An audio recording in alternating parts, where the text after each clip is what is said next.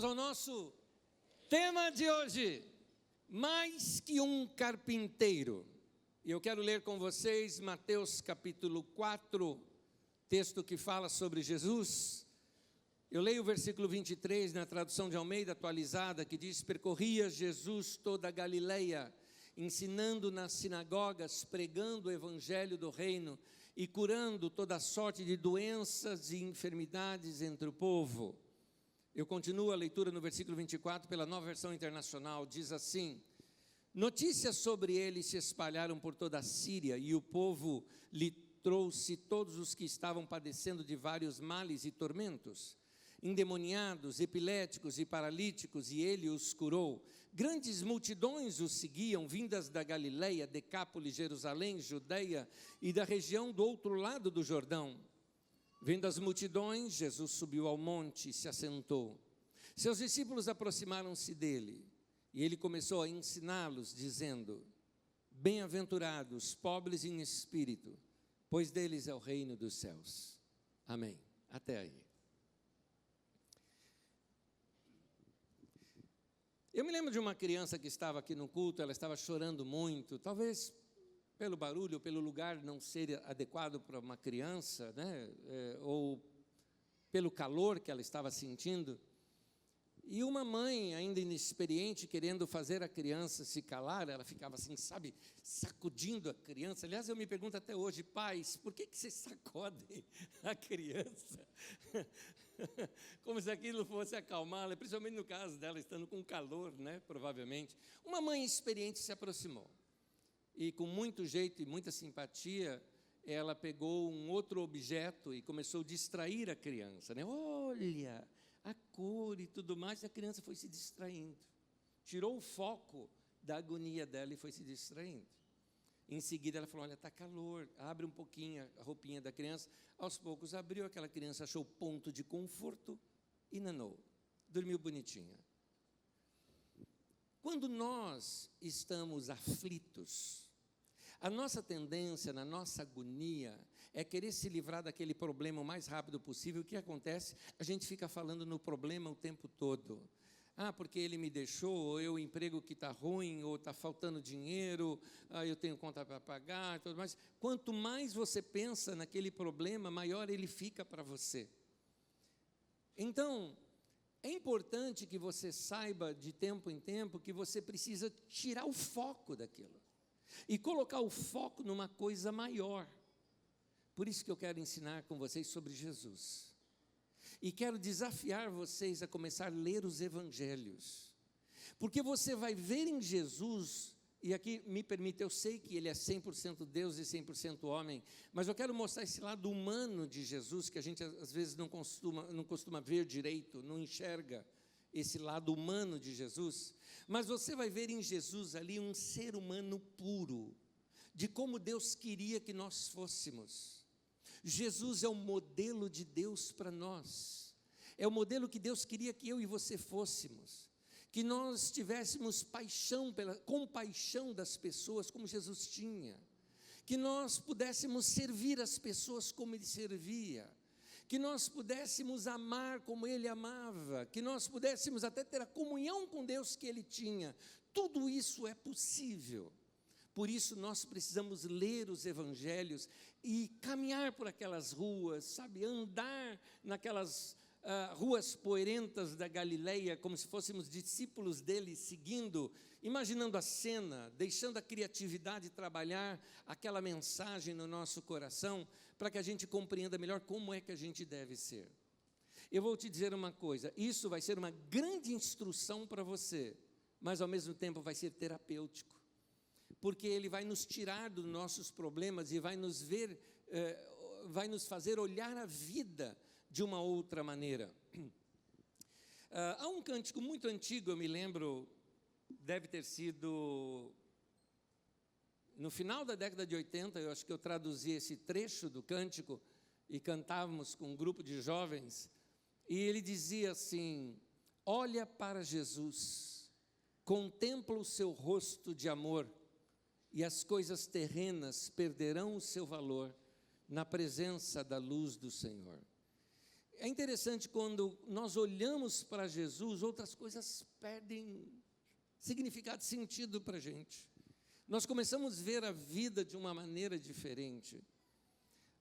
Uma visão embaçada sobre Jesus faz com que a gente tire outras conclusões acerca do Senhor. Nós precisamos compreender melhor esse Jesus histórico, gente que andou no nosso meio aqui, o verbo que se fez carne e habitou entre nós, cheio de graça e verdade, como diz no início do Evangelho de João.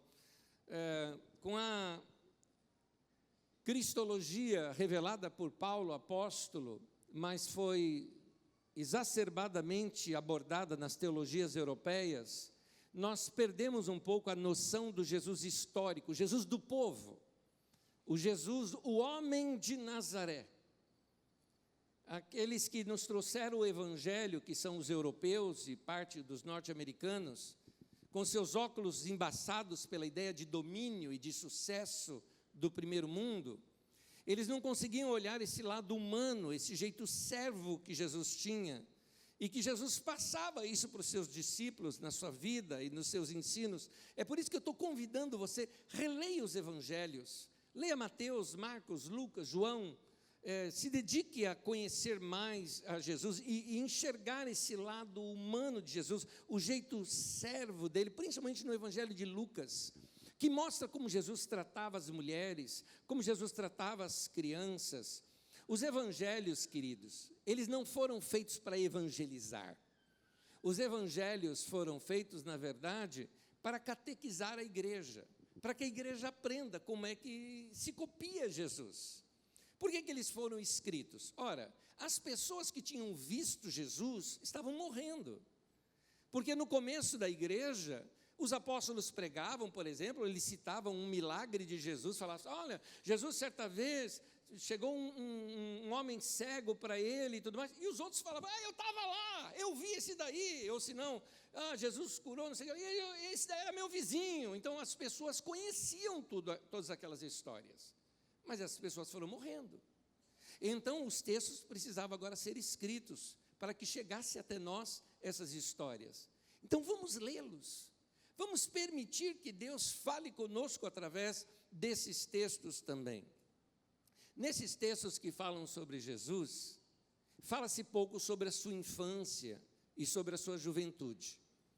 O motivo disso praticamente são dois. O primeiro é porque isso não era algo importante para o povo, leitores daquela época. É uma questão cultural. Principalmente para o povo judeu, havia um certo, não um desprezo, mas eles não viam importância alguma de saber sobre infância e juventude, até porque esse conceito, por exemplo, o conceito de adolescência, é um conceito que começou talvez no início do século XX para cá. Então, para eles, o que valia era quando a pessoa chegava na adultidade, após os 30 anos de idade.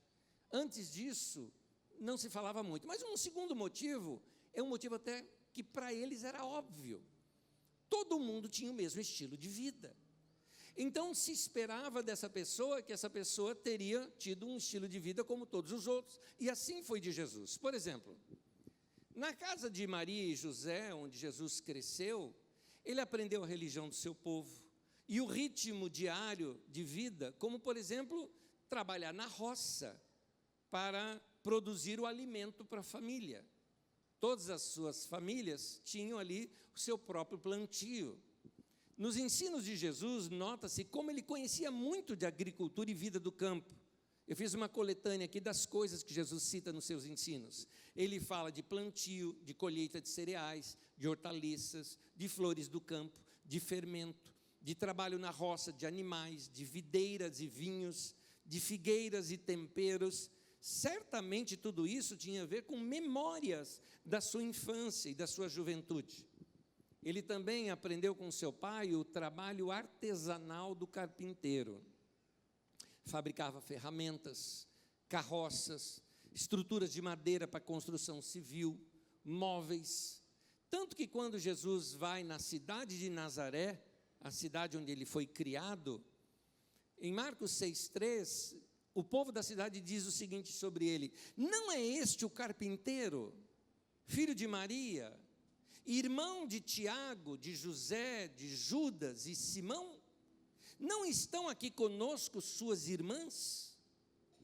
É interessante várias coisas aqui nesse texto. A primeira coisa que eu noto é que aqui não se cita José. Possivelmente José já tinha morrido.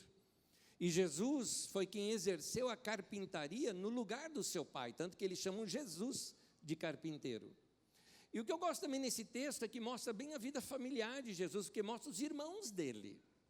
Os irmãos de Jesus, que eram Tiago, José, Judas e Simão. Então você tem 2 deles vão aparecer claramente nas Escrituras. Tiago se torna até líder na igreja em Jerusalém. Tem um livro na Bíblia que é dito sobre os ditos de Tiago. Há um livro também sobre Judas, que é o penúltimo livro da Bíblia, também irmão de Jesus. Gente, não é Judas Iscariotes, tá? Tem 3 ou 4 Judas. Judas é um nome muito comum, na verdade é Judá, não é o nome. Então é um nome muito comum lá entre os hebreus. E mostra essa vida comum de Jesus. Há uma canção que eu gosto muito pela sua letra, uma canção muito antiga, década de 80, e eu não consegui postá-la direito ali no Instagram, mas eu a tenho no YouTube e postei dentro do Facebook. Se você passar lá na minha rede no Facebook essa semana, dá uma olhadinha na letra da canção. Ele vai descrevendo um dia a dia de Jesus. Eu gosto da letra da canção, ele descreve Jesus assim, começa a falar, braços musculosos de tanto trabalhar, um homem forte, sem medo da morte, um carpinteiro, né? Mais que 20 anos trabalhando com seu pai, cortando madeira, fazendo cadeira, um carpinteiro. Começa a descrever a vida de Jesus. No segundo momento da canção diz assim, beijou sua irmãzinha, brincou com seu irmão, um homem que ria e que sempre sentia, um carpinteiro. Sentou-se para jantar numa rude mesa, não tinha nenhuma riqueza, ele era um carpinteiro. Vivia em nosso lugar, passando o que todos vão passar, um homem provado, um homem testado em todos os pontos como eu, mas nunca ao pecado cedeu. E depois o cântico desafia, andar como ele andou, ele é mais que um carpinteiro. Então, eu acredito que é possível nós olharmos para Jesus e imitarmos Jesus. Como seria Jesus se ele vivesse na sua casa? Como seria Jesus no nosso bairro? Como eu seria um imitador de Jesus? O que Jesus faria no meu lugar, diante de situações que a gente encontra no dia a dia? Como todo menino, Jesus frequentou uma sinagoga. E na sinagogas seriam para nós, assim, pequenas igrejinhas, vamos dizer assim. Na verdade, eram pequenos locais de reunião, onde os judeus se encontravam para estudar as Escrituras. Ali também era a escola onde os meninos aprendiam a ler, e também o lugar onde se discutia os problemas do vilarejo. A partir dos 12 anos de idade, um menino começaria a fazer parte também dessas rodas na sinagoga. E Jesus cresceu nesse meio.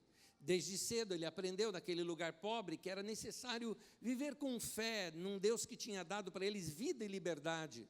As histórias do Êxodo que lhes contavam, dizendo que Deus ouviu a oração de escravos e libertou aquele povo para vir para uma terra prometida, uma terra onde eles teriam liberdade. Isso formou toda a mentalidade e a ideologia na qual Jesus vem pregando. Pelo modo de falar dele, você nota que ele não era um acadêmico, ele não frequentou o ensino superior dos escribas. O modo de falar dele era a linguagem do povo. Ele tinha um jeito simples de falar, por isso que ele encantava as pessoas. Ele encantava as pessoas com suas histórias, contava histórias que tinham a ver com o dia a dia das pessoas. Tem, por exemplo, algumas histórias que eu acho interessante. Quando, por exemplo, no Evangelho de Lucas, no capítulo 15, ele conta uma parábola, e ele conta a parábola que tem a ver com o mundo dos homens. E depois ele emenda e conta uma parábola que tem a ver com o mundo das mulheres. Ele se preocupava com esses detalhes, sabe? De entrar no mundo das pessoas, nas histórias das pessoas, de modo que todo mundo percebia, isto aí eu entendo que ele está falando. Aos 30 anos de idade, quando Jesus tinha 30 anos de idade, havia um movimento muito forte em Israel, que era o movimento de João Batista. Provavelmente aos 27, 28, 29, Jesus começou a frequentar esse movimento. Aos 30 anos de idade, ele foi batizado por João Batista. Pouco tempo depois, João Batista o indica, dizendo: ele é o Cordeiro de Deus, que tira o pecado do mundo. 2 dos discípulos de João Batista começaram a seguir Jesus. E é aqui que começam a aparecer os discípulos de Jesus. Os primeiros discípulos de Jesus foram João e André. André era irmão de Simão Pedro. João era irmão de Tiago. Tiago, se você assistiu lá o The Chosen, é o Tiagão, né? É porque tem vários Tiagos na Bíblia. Tem Tiago, irmão de Jesus, tem Tiago menor, então por isso que colocam Tiago maior, o outro. Então, Jesus faz uma base do seu ministério em Cafarnaum, uma cidade portuária, uma cidade onde passava muita gente. Ali o evangelho iria se expandir rapidamente. Alguns milagres ele começa a realizar ali, começa a sair em viagens missionárias, só que Jesus não vai para as grandes cidades, ele vai primeiro para os vilarejos, para lugares pobres daquela região. Para você ter uma ideia, a região da Galiléia era uma região muito pobre. Para você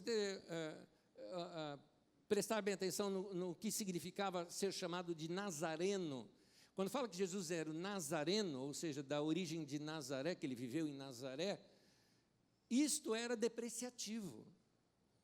Mas Jesus gostava disso. Você nota que os próprios discípulos gostavam de destacar que Jesus, o Nazareno. Por que razão?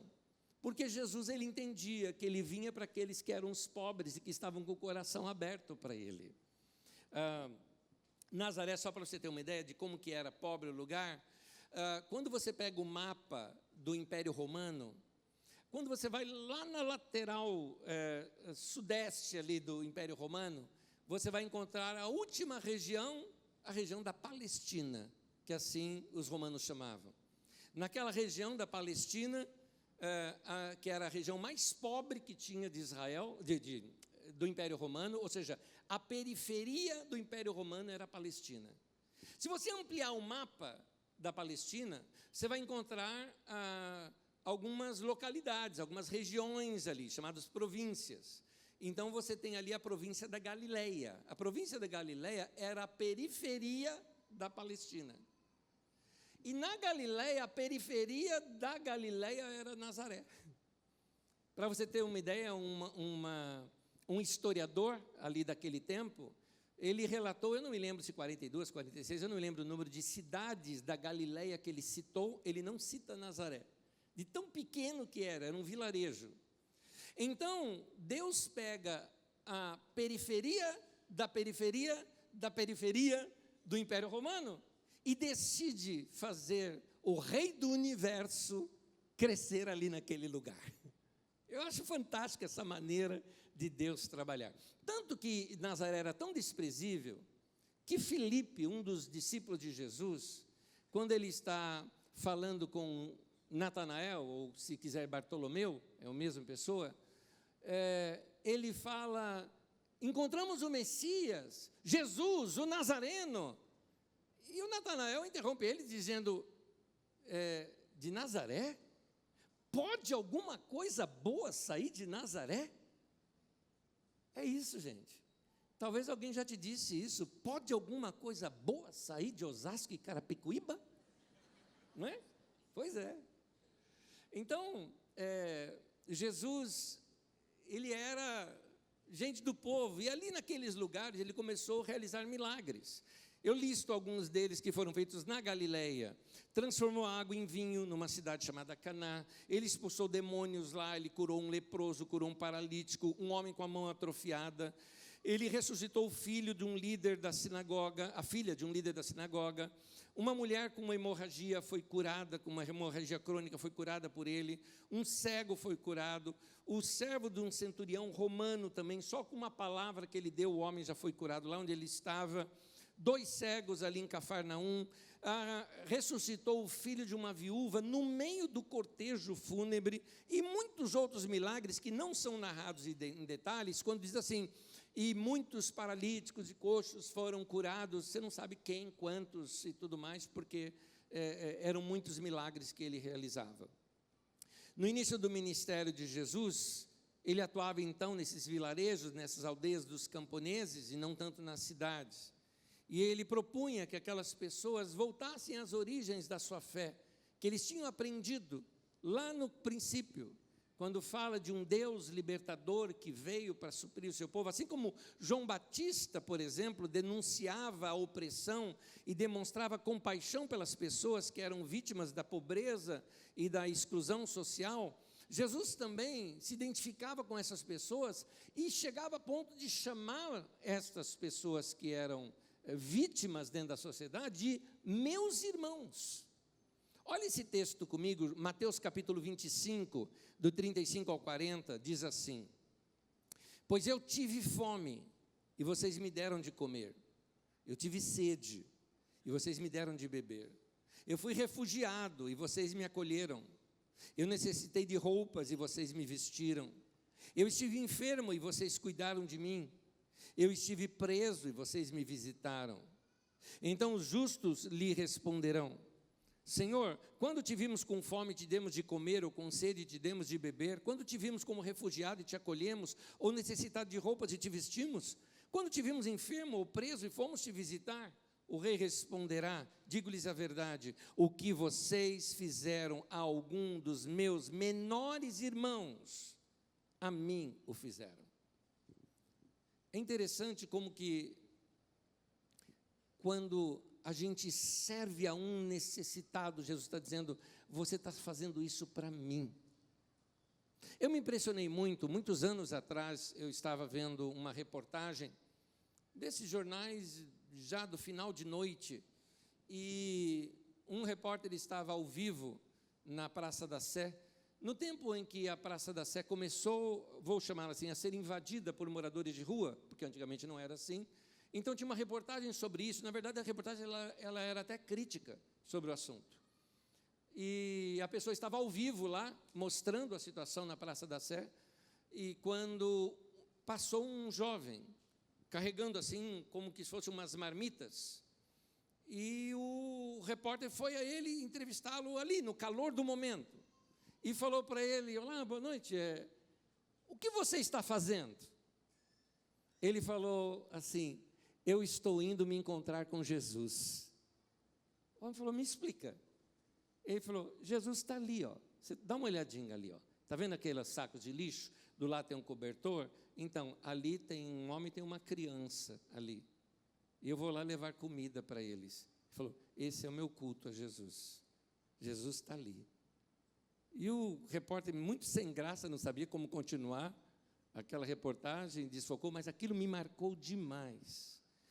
Por aquele irmão, que eu não sei quem é, um anônimo do Exército da Salvação, que estava ali entendendo que o que ele fizesse àquela pessoa, estaria fazendo para o próprio Jesus.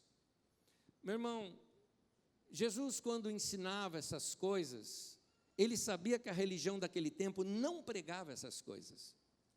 Só pregavam regras e mais regras, eles eram duros demais. Colocava ainda muito mais peso sobre aquele povo, que já era um povo sofrido, eles colocavam mais regras ainda. Gente, isso não é cristianismo, porque hoje em dia também tem isso. Jesus, então, ele abre uma outra alternativa. Ele chega ao ponto de dizer: tomem o meu jugo.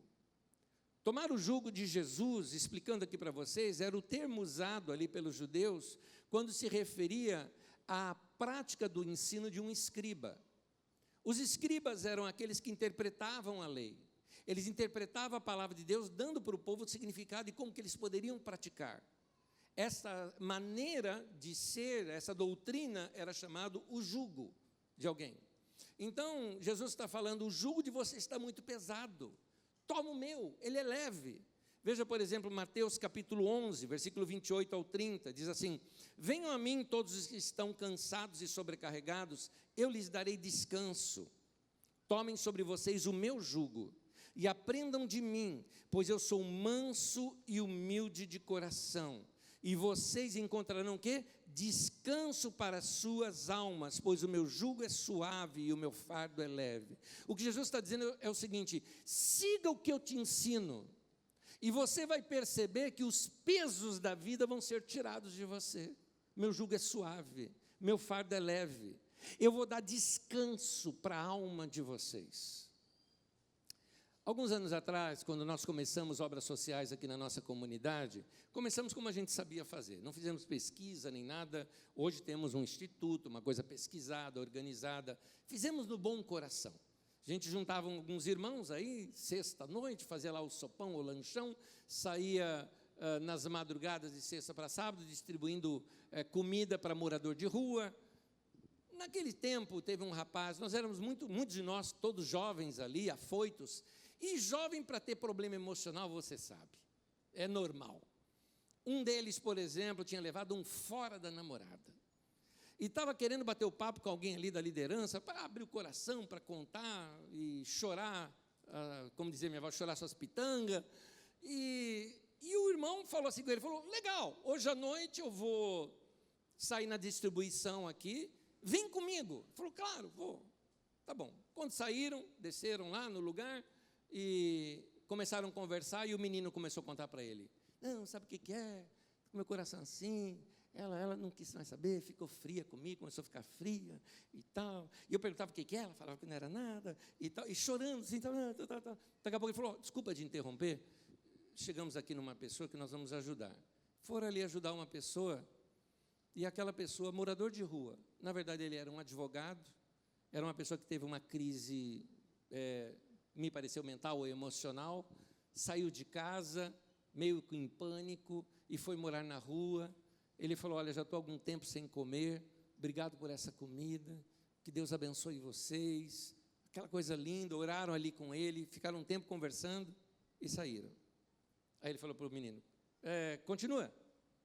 Sabe o que é? É que ela estava fria comigo, tá? Eu não sabia mais o que fazer, aí agora não quer mais me ver, e tal, e chorando, daqui a pouco ele falou, vamos parar aqui de novo? Está vendo ali, ó, vamos ajudar ali aquela pessoa. Ele falou, que pessoa? Aonde? Ali. Ele falou, cara, eu não estou vendo, aonde você está vendo gente ali? Está vendo saco de lixo? Tá, então a pessoa está usando saco de lixo para se cobrir. Vamos ali. Foi lá, começaram a conversar com aquela pessoa, ouviram a história dele também, passaram mais tempo ali conversando. A pessoa chegou ao ponto de chorar, dizendo de gratidão que tinham levado comida ali para eles. Aí depois saíram de lá, ele voltou no rapaz e falou, então, e aí, qual que é o seu problema mesmo? O cara falou, não tenho mais problema, acabou. Não dá mais para falar mais nada.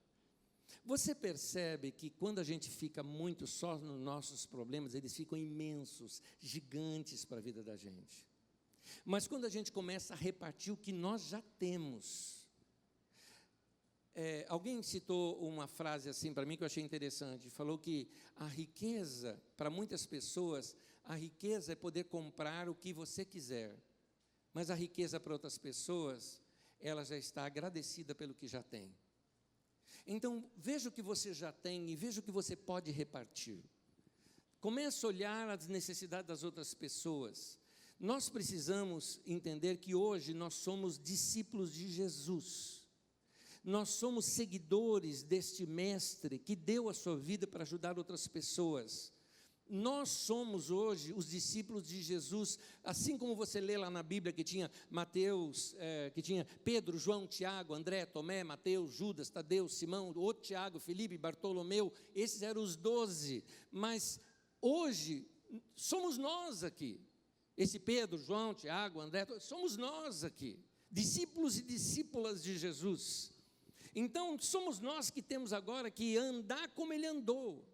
Somos nós que temos que amar como Ele amou. Ter a comunhão com Deus que Ele tinha e servir como Ele serviu.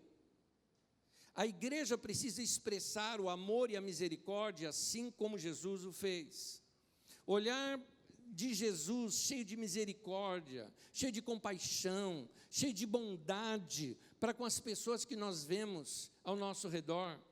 Nós precisamos, como discípulos de Jesus, dar sequência na obra dele. Foi ele mesmo que disse que a gente faria obras maiores do que a dele. Então vamos continuar, vamos dar continuidade a isso. Quando Jesus andou por aqui, ele buscava alcançar com a sua misericórdia as pessoas que muitas vezes eram excluídas por causa da religião, sendo tratadas com preconceito também por causa da religião. E aqui nós vemos algumas situações que eu quero narrar aqui para vocês.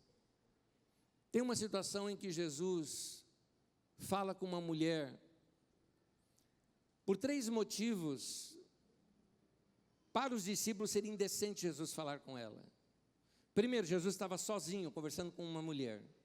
Segundo, ela era samaritana, e os judeus não se davam com os samaritanos. Achavam gente de segunda categoria.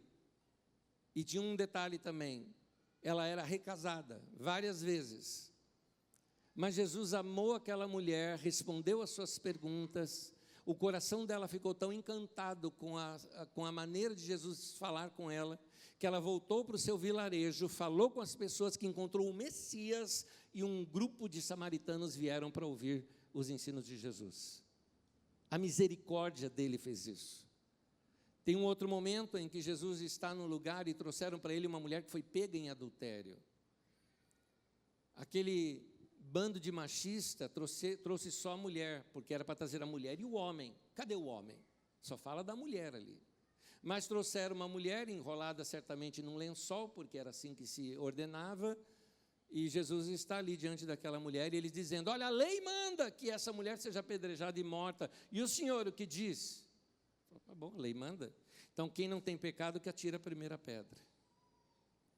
E todo mundo ficou ali, naquela indecisão, porque ele falou, para julgar esse pecado, você tem que ser sem pecado. Como é que você está julgando? Existe pecadinho e pecadão?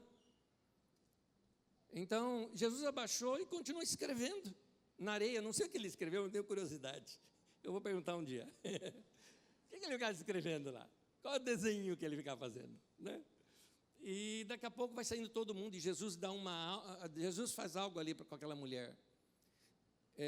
Naquele momento, Jesus usa uma figura que se aconteceu ali naquele momento, como uma terapia para aquela mulher. Ele chega assim e diz para ela, onde estão os teus acusadores? E ela fala, foram todos embora. E aí ele diz então para ela, eu também não te condeno. Ele poderia, ele não tinha pecado. Ele falou, eu não te condeno. Mas ele dá um alerta, mas vai e não peques mais, para que não te suceda coisa pior. Por que motivo? Ele falou, olha, eu estava aqui hoje para livrar a tua barra, você faz isso de novo, te pegam de novo, eu não vou estar nessa, você vai dar tchau. Então, não se enrosque de novo. Mas é interessante notar o fato dele falar, olha, todos os acusadores foram embora. Toda a culpa e a acusação que veio de fora saiu. Aquilo foi uma figura de linguagem para curar o coração daquela mulher. Em Lucas 7, 36 a 50, ele ajuda uma prostituta. Na verdade, ele defende uma prostituta diante do julgamento de um fariseu. Em Lucas 19, ele defendeu um publicano, um homem que cobrava impostos do povo, que o povo detestava, odiava, chamado Zaqueu. Zaqueu ia ser linchado ali. E Jesus evita esse linchamento, cuidando ali do Zaqueu, indo para a casa do Zaqueu, inclusive. Me impressiona em Mateus 8, de 1 a 4. Jesus está num lugar, um leproso se aproxima, tem que ficar a uma certa distância, porque a lei mandava assim. E esse homem se prostra na terra, dizendo, se o Senhor quiser, o Senhor pode me curar. Jesus poderia muito bem dar só uma palavra de ordem e falar, seja curado, e o homem seria curado. Mas não foi isso que ele fez. O texto diz que Jesus o tocou. Gente, era proibido tocar num leproso. Quem tocasse num leproso ia ficar contaminado também, inclusive cerimonialmente contaminado. Jesus não estava nem aí para isso. Jesus tocou no leproso. Eu quero agora que você pense do lado do leproso. Você consegue imaginar o que é ficar 20 anos sem um toque na sua vida?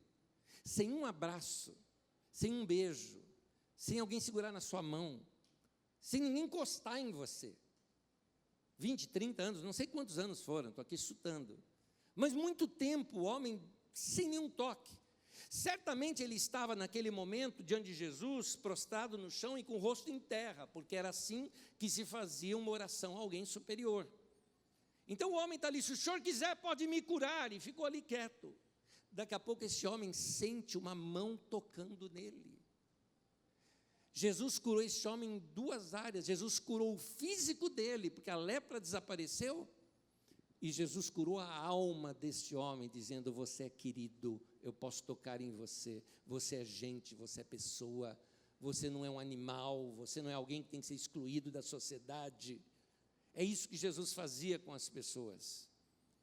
Em Marcos 9, tem um pai que chega para Jesus, e ele está tão aflito, porque ele levou o filho dele para ser curado em um monte lá, chegou até para os discípulos de Jesus, os discípulos não conseguiram curar o menino. E o homem chega para Jesus e falou: o senhor pode curar, se o senhor quiser, o senhor pode curá-lo, né? Jesus disse: tudo é possível que crê. O homem responde assim: eu creio, mas me ajuda na minha falta de fé. O homem estava dizendo assim: eu creio, mas eu não creio, tá? É isso. O homem foi sincero. E Jesus não chegou assim e falou: você não crê? Se não crê, então você não consegue nada, porque você precisa ter fé. Não. Jesus não precisava da fé daquele homem. Entende isso? Deus não precisa da tua fé. Deus é Deus. A tua fé é bom para você. Ela vai mexer com você, com o teu coração. Mas quando tem a falta de fé, busca Deus do mesmo jeito.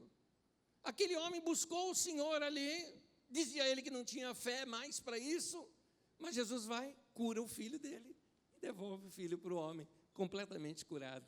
Está aí.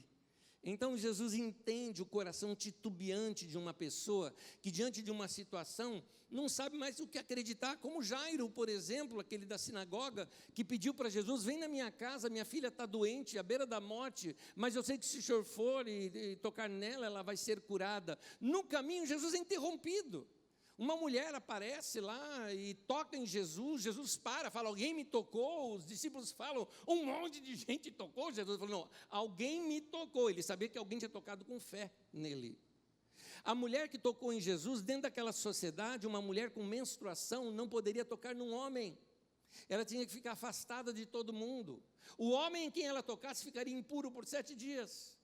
E ela tocou em Jesus. E Jesus então fala: alguém me tocou, alguém me tocou. Quando ele olha para a mulher, que ela não conseguia esconder, porque ela foi curada na hora.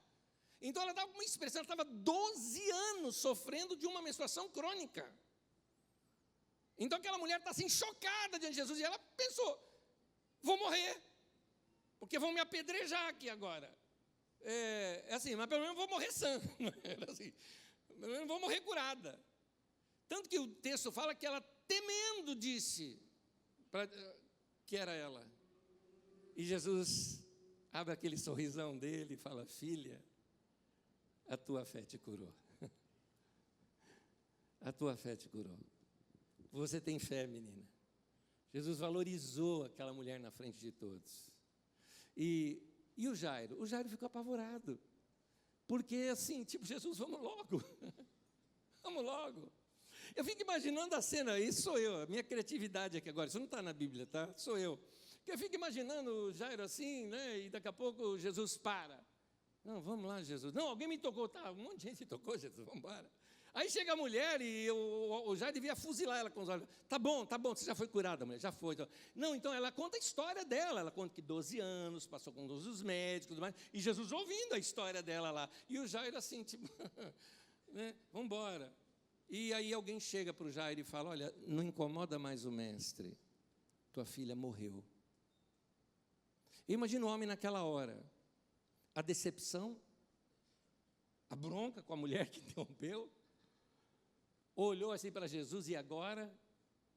E Jesus fala: não tenha medo, creia somente. Vamos lá. Ele vai até a casa, o povo está chorando. Ele fala: não, a menina está dormindo. O pessoal zomba dele e ri. Ele entra no quarto, ressuscita a menina, e a primeira coisa que ele fala: dá para ela alguma coisa para ela comer. Ele preocupado com o bem-estar da menininha. Isso mostra esse amor de Jesus, a maneira como ele amava e servia as pessoas, o coração que ele tinha. O último relato que eu quero te falar é o de Tiago e de Pedro, 2 discípulos que viram os milagres de Jesus, que foram usados por Deus em milagres também. Eles também realizaram milagres. E viram os ensinos de Jesus, caminharam com Jesus por mais de 3 anos. Tiago duvida da ressurreição de Jesus. Pedro nega Jesus na época da crucificação. E no final do Evangelho de João, capítulo 20, no capítulo 21, Jesus, ele simplesmente se revela ali para o Tiago também. Ele fala, eu falei Tiago o tempo todo, né? Tomé, tá bom? Eu falei errado. Troca aí. Então ele fala para o Tomé ali o tempo todo. Ele fala: Tomé, toca aqui, toca nas minhas mãos, toca aqui em mim. Ele dá essa liberdade, falou: você não queria tocar? Toca. Para Pedro, que negou 3 vezes, ele chega para o Pedro e dá 3 chances de Pedro reafirmar o amor dele de novo. 3 vezes ele pergunta: você me ama? Ele dá essa chance para o Pedro. Sejam pessoas enroscadas na vida, ou até discípulos sinceros, mas que falharam, Jesus mostra sua misericórdia a todos. Meu irmão, vamos ser misericordiosos como Jesus. Amém. Vamos usar de misericórdia para com as pessoas. Em Mateus capítulo 5, versículo 4 ao 7, diz assim os textos: bem-aventurados que choram, pois serão consolados. Bem-aventurados ou felizes, né? Os humildes, pois eles receberão a terra por herança. Bem-aventurados que têm fome e sede de justiça, pois serão satisfeitos. Bem-aventurados os misericordiosos, pois obterão misericórdia. De propósito, eu destaquei 2 expressões aqui: os que choram e os misericordiosos. Aqui na Carisma, nós fazemos obras sociais através da nossa instituição. Mas não é a instituição que é chamada por Jesus para abençoar o pobre. São os discípulos dele que são chamados. Isso significa eu e você. Eu e você, como discípulo de Jesus, somos chamados para fazer algo por alguém. É por isso que Jesus ensina: felizes os discípulos de Jesus que choram, os que são sensíveis, que choram pelas dores humanas, que olham para as desgraças e não se conformam, conseguem sentir a dor do outro. Por isso eles também são misericordiosos. A palavra misericórdia, córdia tem a ver com cárdia, com coração. Ou seja, alguém que coloca o coração naquilo que faz. Ele não só sente algo, ele faz algo, ele reparte, ele investe, ele contribui, ele se voluntaria. É isso que se faz. Eu coloco um desafio aqui para cada um de nós. O meu desafio é que nós tenhamos um padrão de vida mais equilibrado e mais organizado, finanças mais organizadas, para que a gente não precise gastar 100% do nosso salário com a gente mesmo. Vamos ajudar pessoas. Na compra do mês, compre alguma coisa a mais, deixa lá no seu carro, uma hora você vai encontrar gente necessitada, você vai entregar para essa pessoa. Talvez você tenha vizinhos assim, talvez gente até na família assim. Nós precisamos ajudar pessoas, contribuir. É bíblico dar esmolas. E nós devemos fazer isso sempre. Algumas pessoas precisam simplesmente de valorização. Tem alguns que ficam em alguns semáforos aqui, que eu já até os conheço, até o nome deles já. Que eu paro para falar com eles, para conversar com eles. Um deles, o Genivaldo, que quando eu vejo, eu sei, é um rapaz que tem problema mental. Ele não é drogado, ele não é viciado, não é nada, é problema mental. Mas eu paro e fico ouvindo ali, o semáforo demora, eu já chamo ele rapidinho, sempre dou alguma coisa para ele. E ele agradece, tem um coração bom, sempre tem algumas frases de sabedoria dele ali que eu guardo comigo, gostoso de ouvir. São pessoas que precisam ser olhados com os olhos, como se fossem os olhos de Jesus. Hoje os olhos de Jesus são os seus olhos, os ouvidos de Jesus são os seus ouvidos, os ombros de Jesus são os seus ombros, as mãos de Jesus para ser estendida para as pessoas são as suas mãos. Então, que nós sejamos de fato seguidores de Jesus. Eu vou dizer uma última frase aqui, já vou pedir para você ficar em pé para nós terminarmos. Essa frase eu queria que você prestasse atenção.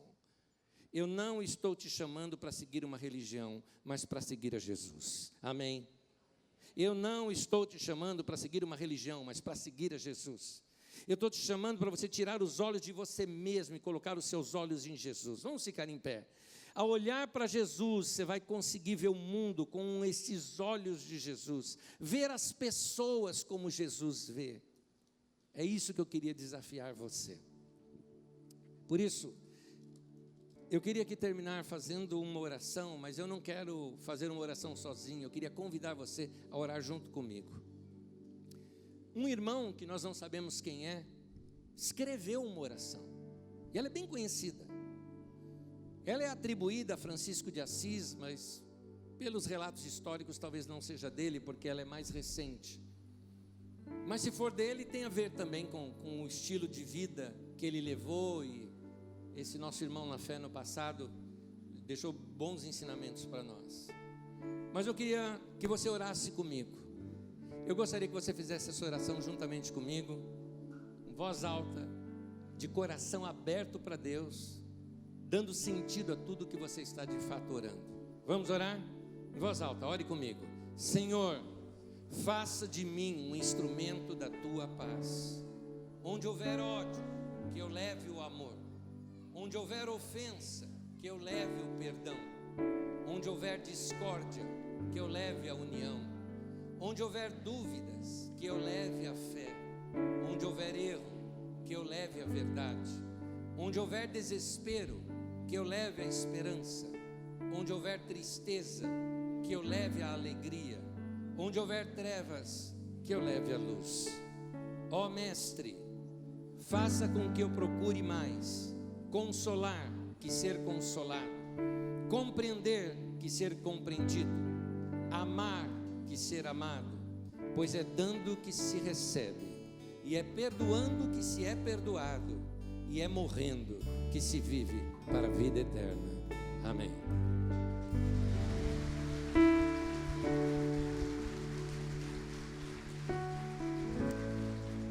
Antes de dar aqui a bênção final, deixa eu dar aqui uma lição de casa para você.